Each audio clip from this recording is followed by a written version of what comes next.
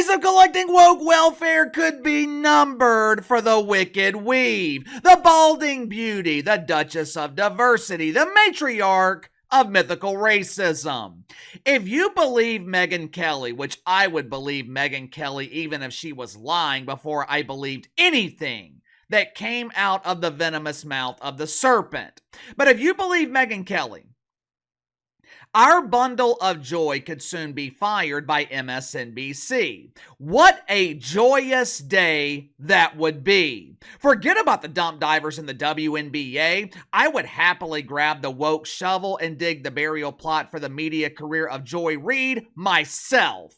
I will prepare a nice plot for her right next to Chris Wallace. Chrissy Boo! She can rest next to Chrissy and his brother in poo, Keith Olbermann. Katie Boo! 3 years ago, when my channel was first starting to gain traction after months and months of me not knowing what the hell I was doing and going nowhere, my channel suddenly took off because I started focusing on woke politics, mythical racism, mythical misogyny, the typical myths and fantasies. Before that, I was strictly a sports channel. For months, it was almost like my channel was having an identity crisis. My best performing videos were political, but I didn't want to be the sports guy that mixed sports and politics. My biggest concern was I thought I was becoming too much of a gimmick. I knew the woke fungus would not last forever. I knew eventually that the rest of the country would wake up to the myth of mythical racism. I knew eventually that the outrage would subside and the media landscape would return to some semblance of normalcy. I did not want to paint myself in a corner. I didn't want to be the guy that only combated the myth of mythical racism. I needed to diversify, for lack of a better word. I needed to branch out and talk about other things, whether it was late night television, ratings for the NFL, the NBA, cable news. Because if I specifically focused on the gimmick of the woke fungus, I knew that eventually the gimmick would become stale. That's what happens with every gimmick. Gimmicks are only designed to last a certain amount of time. In the 1980s, Hulk Hogan became an international star by wearing red and yellow and telling kids to take their vitamins and say their prayers. By the mid-90s, the gimmick became stale. Stone Cold Steve Austin became a cultural phenomenon by beating the hell out of his boss and giving the middle finger to anyone who looked in his direction. By the early to mid-2000s, the gimmick became stale. 4 years ago, after years of floundering in anonymity, after years of struggling to gain traction, 4 years ago, Joy Reid burst onto the scene in primetime cable news, writing the gimmick of mythical racism. During the summer of 2020, Joy Reid was in the right place at the right time. BLM was spreading their woke love in major cities by burning buildings and storming police precincts. Antifa was spreading their woke love by pitching tents in downtown areas without a latrine available for miles. The doodle was stacked so high in Antifa campgrounds, it looked like a pyramid. Joy Reid was the perfect host to take advantage of this rapidly spreading fungus. But the problem for Joy Reid, she never expanded. She never branched out into other areas. Ironically enough, the Duchess of Diversity, she failed to implement diversity in her topics. For the past 4 years, Joy Reid has been relying on the gimmick of mythical racism. She has been relying on her status as the ultimate victim. And unfortunately for our bundle of joy, the gimmick has become stale, and the business of mythical racism, it is damn near bankrupt. If you haven't already, make sure to like and subscribe. You can follow me on Twitter at KC_BTL84. Link to the second channel in the description below. Topic on the second channel today was the overly emotional Ryan Clark, captain of the beta male squad at ESPN, begging deacons at Woke United Methodist for forgiveness. Because crying Ryan, he had the audacity to admit that he respects Donald Trump. So if you haven't subscribed to the second channel, click the link and subscribe. Last Friday on her primetime dump, that fewer and fewer people are watching. Matter of fact, Joy Reid, she managed to lose 1 million viewers in the span of 72 hours. Last Monday night before the election, 1.8 million people tuned into MSNBC wondering what happened to the weave. Hell, I have been wondering about that for weeks now. It's not that I don't appreciate Joy Reid going all natural, but Casey was a big fan of the weaves. It was one of the more exciting parts of the show. Ooh, what color will she wear tonight? Will it be red? Will it be brown? I hope it's orange! Last Monday, Joy Reid drew 1.8 million viewers. 72 hours later, our bundle of joy had that number down to a cool 845,000. Now, to my knowledge, that's either a record low or it's damn close. That number might keep you employed at CNN, but MSNBC, they expect their primetime host to easily eclipse 1 million viewers. They are damn sure not expecting them to lose 1 million viewers. Friday night, Joy Reid was speaking with two unknowns on her primetime dump. They were talking about one of their favorite fruits, Orange Man Bad. Now, as expected, Joy Reid is pretending to be terrified about the Trumpers' draconian immigration policy. Oh my God, the evil orange man is going to deport people who are here illegally. This is outrageous. How will we ever win another election if the people voting for us are deported? I don't know if you guys have ever seen interviews with Tom Homan, Trump's border czar. This dude, he ain't fucking around. Some doofus in the woke media asked him, "Are you really going to separate families?"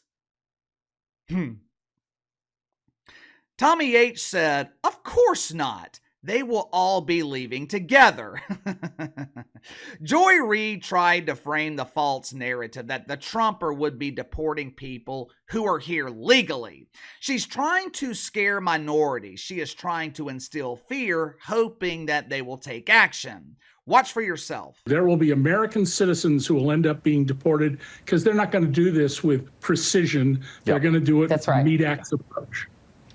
With the Meat Act's approach, and also with denaturalization, meaning don't think because you have a green card and came through the right way, if you're brown, you may not stick around. I don't think they care whether you have a green card or not. They're pulling people out and taking people out of this country, whether you like it or not, or whether you voted for them or not. Surprise. According to Megyn Kelly, that segment could get Joy Reid fired. Megyn Kelly claimed that Joy Reid is intentionally trying to start a riot. She claimed that Joy Reid is trying to restart racial division. Now, my inside sources, they are telling me that Joy Reid has offered to let organizers borrow her broom so they can get people to the riot expeditiously. Problem is, there's no passengers on the broom because no one cares. No one's buying into this bullshit.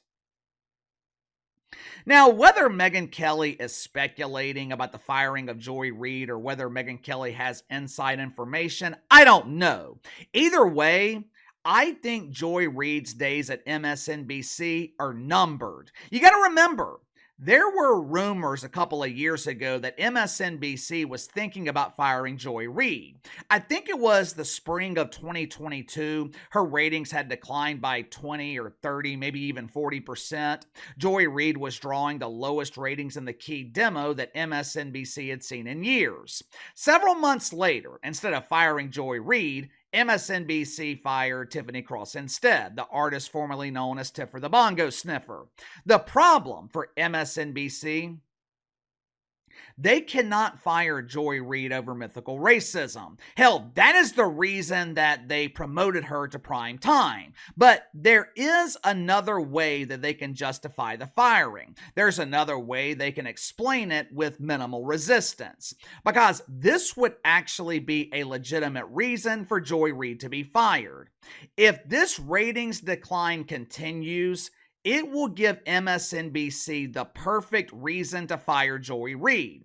It would also coincide with the layoffs at CNN. Outside of Fox News, the mainstream media is struggling. These networks are getting ready to clean house. The people responsible for their demise, the hosts who were so popular years ago because viewers were believing their myths and fantasies, those same viewers, they finally realized that they were being lied to. And once someone comes to the realization that you have been lying to them, once someone realizes that you have made them look foolish, it is damn near impossible to get them back.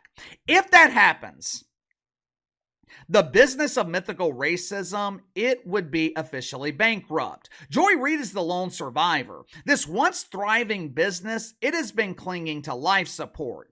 Joy Reid is the last hope for people like Bomani Jones and Jemele Hill. Well, Casey, that's not true. Jemele Hill just got a job in the mainstream media. She's gonna be a huge star.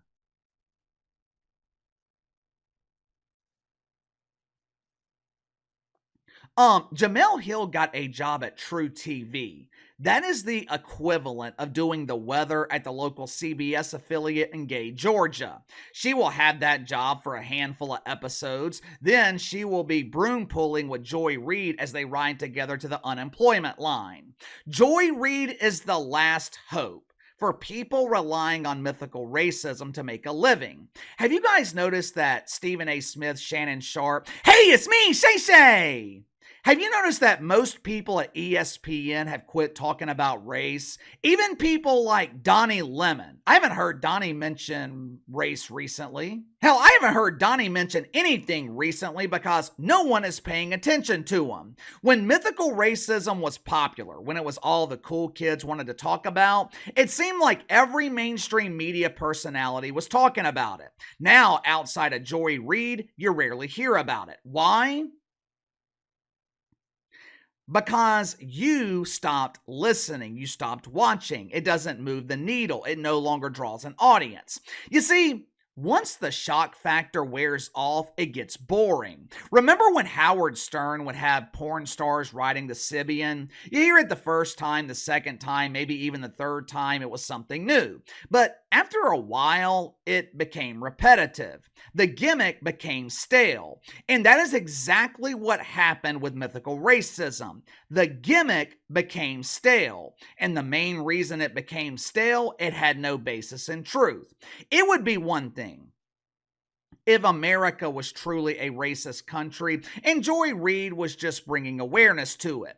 But what Joy Reid is doing, she is trying to create racism where it doesn't exist. Problem now for Joy, she no longer has credibility. She no longer has the influence to be effective. But give me your thoughts on this. Megyn Kelly predicts that Joy Reid will be fired by MSNBC because she is trying to create racial division. Now, while that might be true, I don't think MSNBC will blame that publicly. I think Joy Reid will be fired because she no longer draws an audience. What about you? What reason will it be? Or do you think Joy Reid has job security at MSNBC? Sound off in the comments below. Best way to contact me is through email, btlkc84@gmail.com, and I'll see you guys later.